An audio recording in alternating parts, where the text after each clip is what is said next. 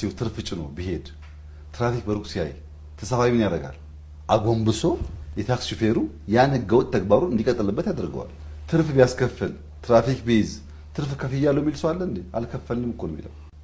ሌብነት ኢትዮጵያ ውስጥ የመንግስት የሚለው ጉዳይ ቆይቶ የጋራ ባህል እየሆነ መጥቷል።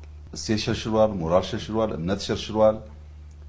እንደ የሚገባ ነገር ተወስዷል። ሰዎች ሰርቀው ህንጻ ቢገነቡ ጥፋት እንዳጠፉ ሳይሆን እንደበለጡ እንደላቁ የሚያስብ ማህበረሰብ ሰፊ ነው።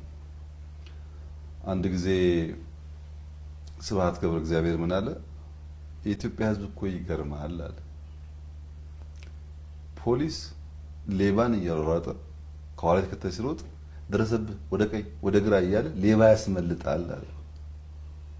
ፖሊሱን አግዞ ሌባውን እንደመያዝ ፖሊሱ ሌባውን ደርሶ እንዳይዘው አስመላጭ ነው። ዛሬ ታክሲ ውስጥ እዚህ ከተማ ታክሲው ትርፍ ጭኖ ቢሄድ ትራፊክ በሩቅ ሲያይ ተሳፋሪ ምን ያደርጋል?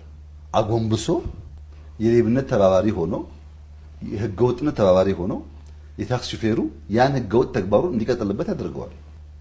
ትርፍ ቢያስከፍል ትራፊክ ቢይዝ ትርፍ ከፍያለሁ የሚል ሰው አለ እንዴ? አልከፈልንም እኮ ነው የሚለው።